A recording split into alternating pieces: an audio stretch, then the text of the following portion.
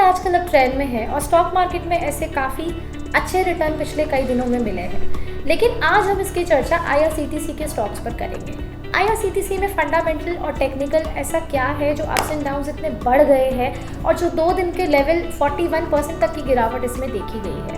ऐसा क्यों हुआ, ऐसा क्यों हो रहा है और कितनी गिरावट इसमें रहेगी और अब क्या करना चाहिए? कुछ ऐसे ही सवाल आपके मन में चल रहे होंगे। ऐसे ही सवालों का जवाब खोजने की कोशिश करते हैं। आइए, आज हमारे साथ हैं doctor Ravi Singh, research head and VP of share India securities limited. आइए जानते हैं IRCTC के बारे में। नमस्कार सर, स्वागत है आपका। IRCTC में क्या चल रहा है और क्यों इतनी उथल पुथल हो रही है, इसके बारे में कुछ सर विस्तार में बताइए। देखिए, अगर देखा जाए तो पूरे मार्केट में ही जो है वो उथल पुथल देखने को मिल रही है और ऊपरी लेवल से थोड़ी मुनाफा वसूली हावी हुई तो उसके बाद से इन्वेस्टर में भी पैनिक क्रिएट हो जाता है। फिलहाल अभी IRCTC के लिए 2 इम्पॉर्टेंट पॉइंट यहाँ पर हैं। एक पहला कि अब रेलवे जो है वो एक रेगुलेटर को लेके आ रहा है। रेगुलेटर का मतलब है कि जैसे आपने सुना होगा इंश्योरेंस सेक्टर में IRDA रेगुलेट करता है, स्टॉक मार्केट को सेबी रेगुलेट करता है, बैंकिंग सेक्टर को RBI रेगुलेट करता है, उसी तरीके से अब रेलवे में भी यहाँ पर अब एक रेगुलेटर होंगे और उसी रेगुलेटर की न्यूज़ के बाद से ही मार्केट में एक गिरावट का ट्रेंड IRCTC में देखने को मिला। फिलहाल दूसरी न्यूज़ अगर देखें तो जिस तरीके से ओपन पोजीशंस यहाँ पर देखी जाएं तो वो 90% अगर किसी वायदा बाज़ार में पोजीशंस कंप्लीट हो जाती है तो 95% पे यहाँ पर एक्सचेंज ये डिसीजन लेता है कि उसको बैन पीरियड में डाल देता है। तो अभी हुआ ये कि इसकी पोजीशन 92-93% तक पहुँच गई थी, तो वो पैनिक भी क्रिएट हुआ कि कहीं बैन में ना चला जाए। इस वजह से भी इन्वेस्टर ने यहाँ पर अपना पैसा निकाला, जिसकी वजह से इस वोलेटिलिटी में इसमें गिरावट बहुत तेज़ी से देखने को मिली और वो 2 दिन से अभी कंटिन्यू देखने को मिल रही है।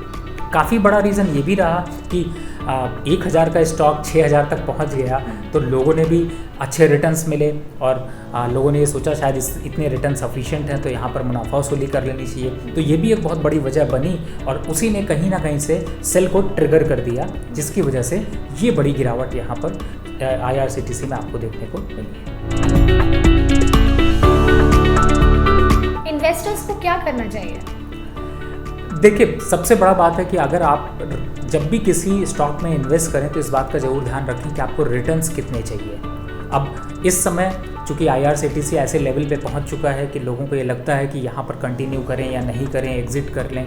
देखिए, अगर आपकी लोअर लेवल बाइंग है तो मैं आपको बहुत सिंपल स्ट्रैटेजी बताता हूँ।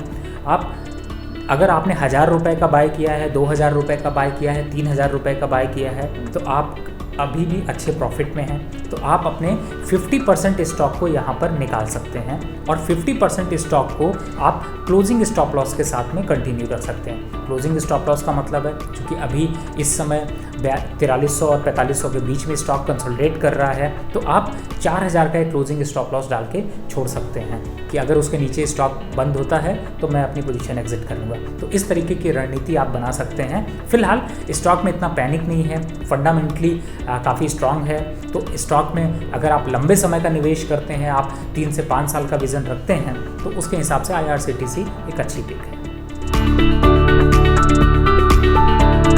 और जिन लोगों ने ऊपर के लेवल पे बाय किया हुआ है उसके लिए आप क्या सजेस्ट करते हैं, एग्जिट और होल्ड? देखिए, अगर किसी ने 6000 और 5000 के बीच में बाय किया है तो मेरा सजेशन होगा कि आप लोग अपना एक स्टॉप लॉस यानी 4000 का एक स्टॉप लॉस मेंटेन करके चलें और अगर आप थोड़ा एवरेज ऑन कर सकते हैं तो थोड़ा सा इंतज़ार करें और 4000 और 3500 के बीच में एवरेज अपने स्टॉक्स में करें, जिसकी वजह से आपका एवरेज प्राइस जो है वो नीचे आएगा और उससे आपको जब ऊपर वापस से रैली स्टार्ट होगी तो आपको निकलने में मदद मिलेगी। लेकिन अगर आप ये दुविधा में हैं कि ऊपर से स्टॉक काफ़ी गिर चुका है, अब मैं काटूंगा नुकसान हो जाएगा, देखिए स्टॉक मार्केट में सही समय वही होता है कि जब आप स्टॉक में अगर आपको नुकसान आ रहा है तो आप जितनी जल्दी सौदा काट सकें। तो यहाँ पर IRCTC में चूँकि मुनाफा वसूली हावी है, अभी भी सपोर्ट नहीं दिखाई दे रहा और कम से कम यहाँ से 10% तक की गिरावट और देखने को मिल सकती है। तो मुझे ऐसा लगता है कि जिन लोगों ने ऊपरी लेवल्स पर बाय किया है उनको एक बार, चूँकि 10% और गिर सकता है तो एक बार निकलना चाहिए,